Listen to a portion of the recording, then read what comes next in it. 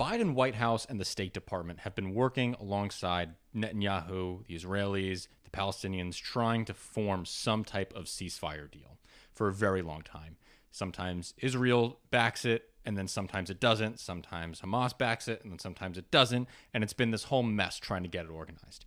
There seems to be one new thorn in the side of trying to get this deal done, and it could be Donald Trump. Now, there's been reporting that 1 week ago, last Wednesday, Donald Trump had a phone call with Benjamin Netanyahu. And this is reported from 2 U.S. sources who were briefed on the calls happening. Okay, and during this phone call, it is alleged that they talked about the ceasefire negotiations. What explicitly was said on the phone call, we don't know. There has been some conjecture from a PBS news anchor on TV saying that CBS, I think, one or the other, saying explicitly that he's trying to prevent the ceasefire deal. Mm-hmm. To be fair, we don't know whether or not he's on the phone trying to tell Benjamin Netanyahu not to take the ceasefire deal. Mm-hmm.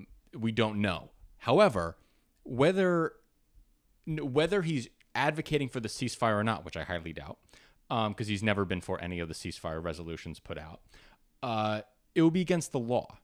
It is illegal for a private citizen to brief and assist negotiations between another country and the United States government. It's just illegal. It breaks something called the Logan Act. Okay, the Logan Act is no joke. It's designed so it's 2 people have ever been charged under the Logan Act. Once in 1803 and another in 1852. But this is a really serious accusation. It's almost treasonous. Yeah, for you to be negotiating and undercutting the position of your government. Sure. It's a serious accusation. Kind of. I feel like it's more serious without context. Right. The idea that someone is just negotiating, but we know the reasoning behind it. We know what's going on, right? We know that Netanyahu is looking for more support from a Trump-led government if Trump gets elected in the fall, mm-hmm. to get, I think, to get more control over the future of Gaza. Oh, for sure. To allow him to maybe make more inroads into the West Bank. I see what you're trying to do here, and I agree with it in terms of maintaining the seriousness. Right. Maintaining, this is not okay. This is very bad. The last time we heard about something like this happening was Nixon in 1968. Yes. When he was making a deal with, I don't know who. So the South Koreans were about to make some type of peace/ceasefire with the South Vietnamese with the North Vietnamese.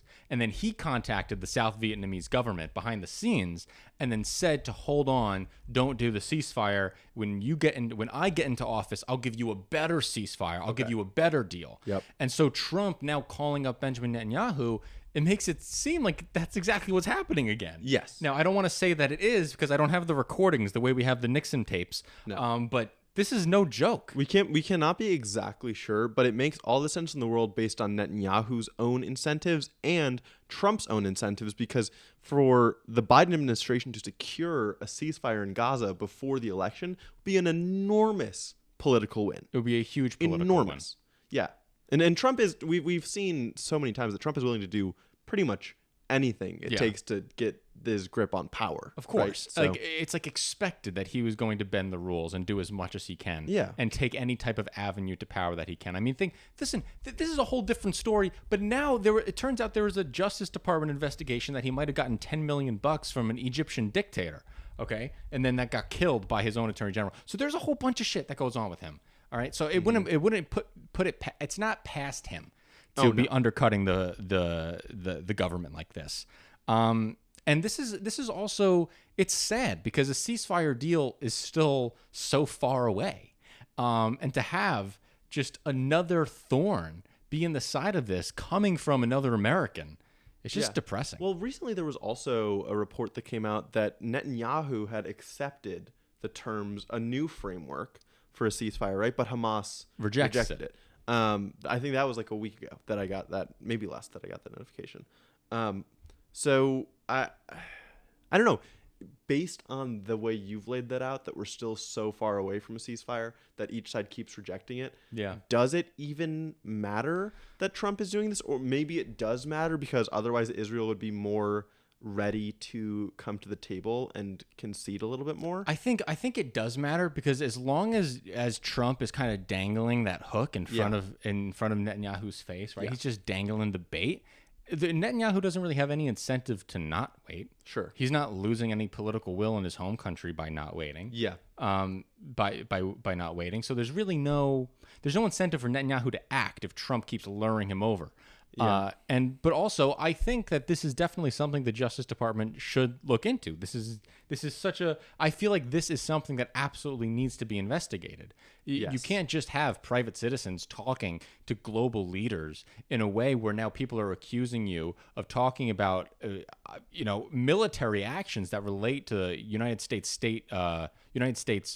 diplomatic policy. Yeah, and what sucks is the current political situation we found ourselves in, that there is zero appetite for any more political investigations or prosecution. There's no will for it. It is like it's taboo. It's a hot potato. You want to avoid it even more than you don't want to actually take it on yourself. So like it's what's unfortunate is that Trump has succeeded in making it that hot potato. Yes, Trump has succeeded in numbing all of us to be like, oh, we expect him to commit treason. It's Trump, right? Yeah. And it's not helpful for the longevity of our democracy at all if this is how. But I also feel like Trump is the only guy who could get treated like this. I just Really? don't. Yeah, I say that, but also Nixon didn't get investigated for what he did, and Johnson was on the phone with Nixon telling him that he knew exactly what he did. Yeah. So maybe there's just no political will to go after, because you don't even want to believe that someone running for president could be so blatantly corrupt.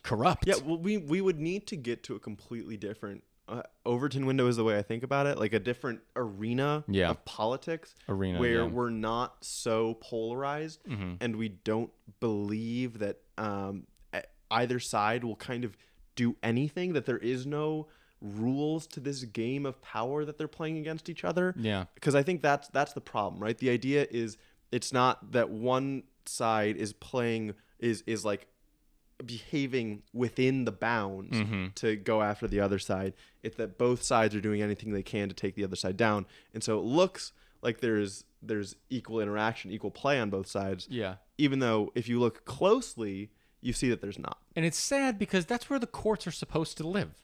That's where the courts are supposed to operate. The justice system is supposed to be that. Yes. And it's not. No. Well, because now there's no faith in the justice system anymore. Exactly. So we have a Patreon. And since you made it to the end of the episode, that means that maybe you are somewhat interested in the content we make, which, let me say, that's awesome. That's so cool that you think that we have good takes enough for you to watch our stuff. That means a lot. Thank you so much. You're probably wrong, but we'll take it. If you want to support the show, and we post exclusive content on there, so if you want to see more of that, see us go deeper onto a few other topics, maybe some of the stuff we post on there is stuff that we think the normies on YouTube might be a little bit less interested in, but the nerds that want to go to Patreon are more interested in.